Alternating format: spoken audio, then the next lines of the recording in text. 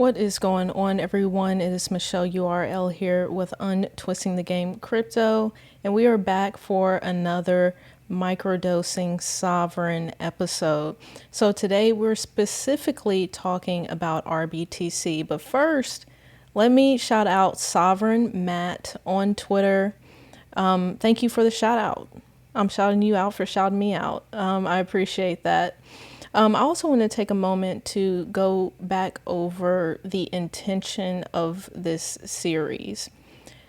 You know, after all of the clownery over the summer of 2022 with centralized lending and borrowing platforms, with exchanges, even with DeFi protocols and smart contracts, poorly built DeFi protocols and smart contracts, and just seeing how it has been devastating to investors, I want to again just really cement in people's head how important it is right now, especially during this bear market, to just take a breath, just breathe for a second, slow down, and really understand what you are getting into. And that's what this series is about, right?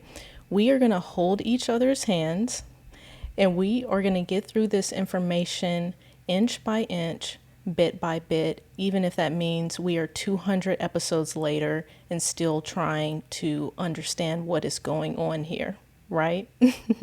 Because we are talking about taking our BTC, converting that into RBTC, and interacting with the Sovryn platform, right? We need to take that seriously and understand how these processes work, okay? So with that being said, a little bit of housekeeping notes. I'm not technical, right? If I say something wrong, if my language is wrong, if you have more information to add, whatever it is, please drop it in the comments. I want this to be a conversation. I'm open for critique. Please let me know in the comments, right? With that, y'all already know what to do. If you're not subscribed to the channel, I'm gonna need you to do that. Okay. I also need you to hit that like button. If you get any value out of this video whatsoever, y'all, gathering all of this information, especially for someone like me who is not technical, who doesn't know a lot of these acronyms and a lot of this language, this is a lot, y'all. So if you get anything out of this video whatsoever, you can thank me by hitting that like button. All right. If you're not familiar with me, go ahead and hop over to my Instagram at michelle.url. And you can also hit the solo.to link in the description if you want to help support the channel through our affiliate links. If you want to join our Discord, whatever it is, a lot of that information can be found in the solo.to link. So thank you in advance for that. All right. So let's get started. Let me first say why this is important. Right, and I basically just touched on this, right? In order to utilize the Sovryn platform and use the services that Sovryn provides, you're going to have to convert your BTC to RBTC. And we talked about this in the last video. RBTC is smart contract enabled Bitcoin, right? So it's very important when we're doing that with our BTC that we know how that is being done and the process that is taking place in order for that conversion to happen, right? So we're dedicating a whole video to it, so buckle in. All right, and please be patient with me as I bounce back and forth through web pages. You know, it's kind of a lot on this one, all right? RBTC is the native token of the RSK mainnet and is pegged 1-to-1 to BTC. It's used as gas to pay for smart contract execution on the network, such as the transaction fee for trading RSK ecosystem tokens, the same way as ETH is used as gas for Ethereum.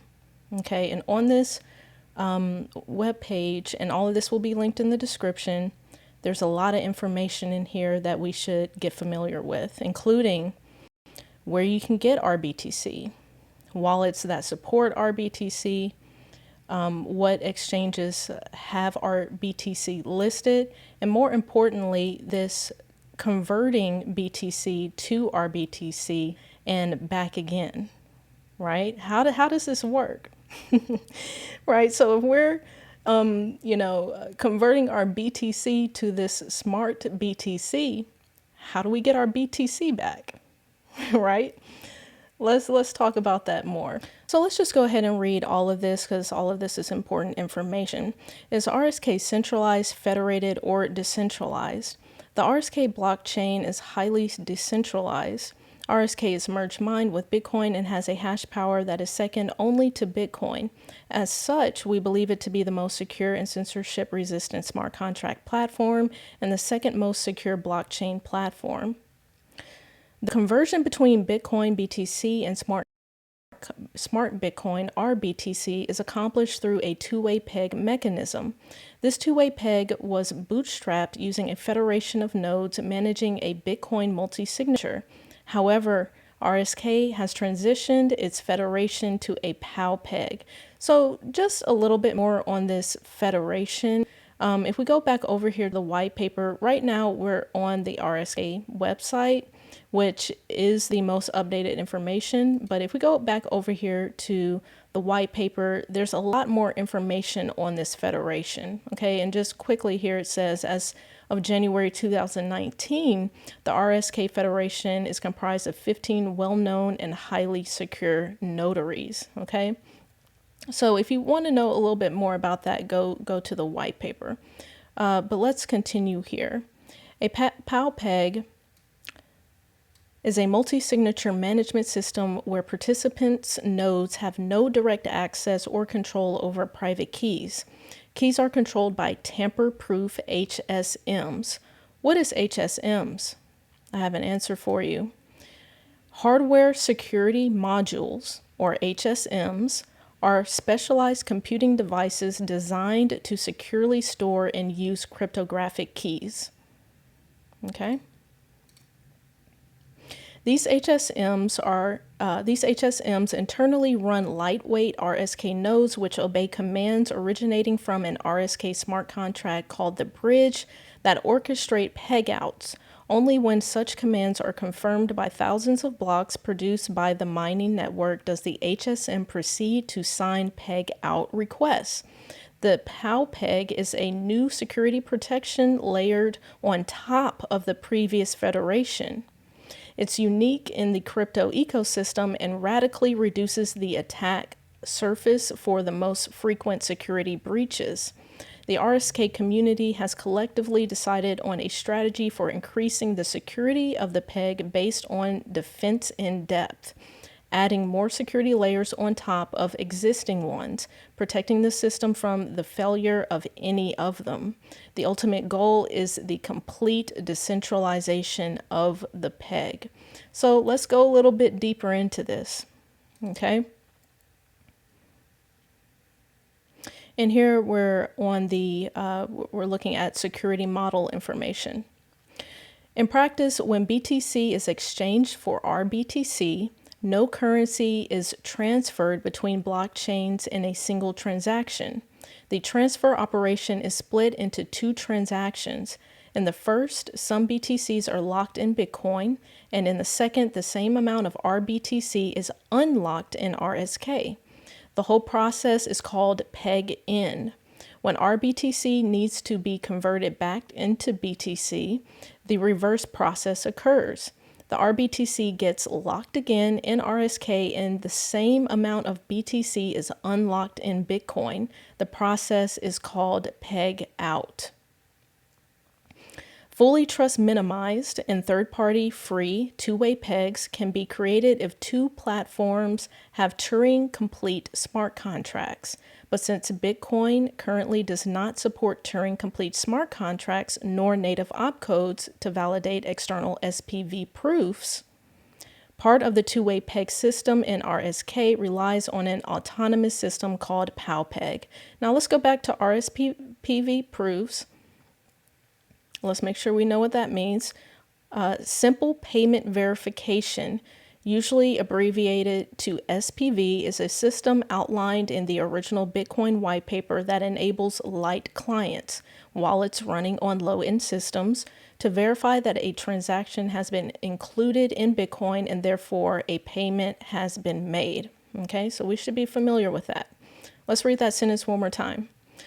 But since Bitcoin currently does not support Turing-complete smart contracts nor native opcodes to validate external SPV proofs, part of the two-way peg system in RSK relies on an autonomous system called PowPeg. This system comprises a smart contract called Bridge that controls every operation and a set of third parties called pegnatories, each one running a software called PowPeg node and a hardware security module, PowHSM. The PowHSM is a tamper-proof device responsible for storing a private key that is part of a multi-signature scheme. Okay. And again, there's a lot more, some more technical information in here, but to keep this as concise as possible, I'm going to skip over some stuff and just touch the main points. No single pegnatory can control the locked BTCs, nor access the multi-sig private key stored in the PowHSM. Not even the majority of pegnatories has the ability to release BTC funds. The PowHSM only proceeds to sign a peg out transaction upon receiving commands from the RSK blockchain, backed by 4,000 confirmation blocks, with a cumulative proof of work currently equivalent to approximately 100 Bitcoin blocks. And just for a little bit more information on this, apparently this process with the PowPeg, this PowPeg process, takes over 24 hours, or approximately, I believe I read somewhere, 33 hours, right? And so the difference in using an exchange to convert to RBTC or back to BTC, whichever, is that they're using a mechanism, a faster mechanism to make that conversion go through faster, right? But if you don't want to use an exchange, there is more of an involved process where you can use the PowPeg to convert back to your BTC. However, it's just going to take over 24 hours to do so, right? Note that if a user transfers BTC into RBTC and back, they will normally not receive Bitcoins that are directly connected by UTXOs with the original BTC sent. The Bitcoins are not locked for specific users, and instead they are locked for use across the entire RSK network. I thought that was just an interesting point there. The locking and unlocking of funds is done by the PowPeg without any human intervention. As of January 2020, the PowPeg comprises 12 well-known and highly secure pegnatories. Leading blockchain companies are currently members of the PowPeg in exchange for their work. The pegnatories are awarded 1% of the transaction fees generated on RSK in order to cover the hardware and maintenance costs. And there is a list on the RSK website that shows who these pegnatories are. Okay, so a lot of good information here, including PowPeg members, updates, and any changes that may happen with the pegnatories, and also the future of the PowPeg and features, right? So let's move forward. So another reason why this is important.